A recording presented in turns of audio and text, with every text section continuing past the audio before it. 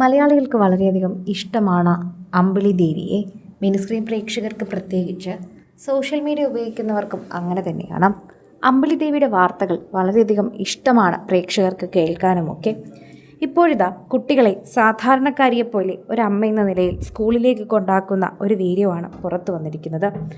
വളരെ സന്തോഷത്തോടെ രണ്ടു മക്കളും അമ്പിളിയോടൊപ്പം നിൽക്കുന്നു. താരജാടയൊന്നുമില്ലാതെ മക്കളെ സ്കൂളിലേക്ക് കൊണ്ടുപോകാൻ മുൻപന്തിയിൽ തന്നെയാണ് അമ്പിളി ദേവി നിൽക്കുന്നത്. മക്കളുടെ സ്കൂളിലെല്ലാം എല്ലാ കാര്യത്തിനും ഓടിയെത്തുന്ന അമ്മ.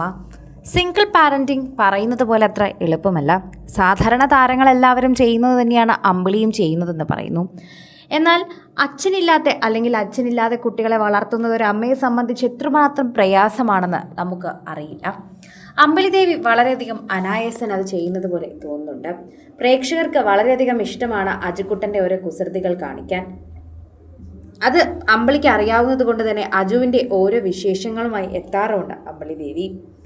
മലയാള സീരിയൽ രംഗത്തും സിനിമാ രംഗത്തും ഒരുപോലെ സാന്നിധ്യം അറിയിച്ചൊരു താരം തന്നെയാണ് അമ്പിളി ദേവി. മലയാള ടെലിവിഷൻ വ്യവസായത്തിലൊരു നടിയെന്ന നിലയിൽ സ്വന്തമായ ഒരു ഇടം നേടിയാണ് അമ്പിളി ദേവി എത്തിയത്.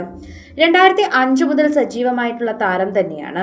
പ്രേക്ഷകരുടെ പ്രീതി പിടിച്ചുപറ്റിയ താരം ഒരുപാട് സന്തോഷങ്ങളും ദുഃഖങ്ങളും അനുഭവിച്ചിട്ടുണ്ടെന്ന് നമുക്കറിയാം.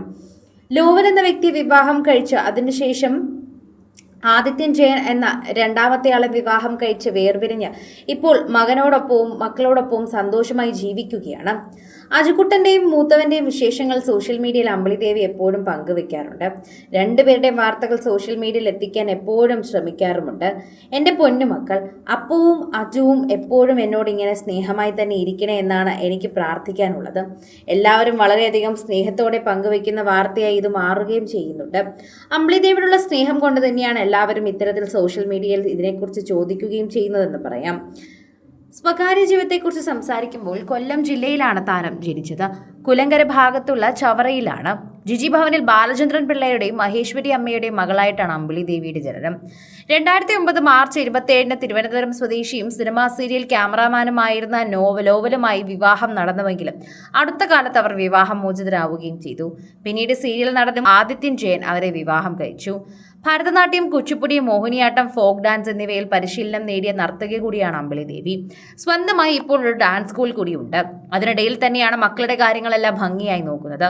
മകനെയും ഇത്തരത്തിൽ കലാരീതിയിലെല്ലാം മുന്നോട്ട് കൊണ്ടുവരാൻ അമ്പിളി ദേവി ഒരുപാട് ശ്രമിക്കുകയും പരാമർശിക്കുകയും ചെയ്തിട്ടുണ്ട്.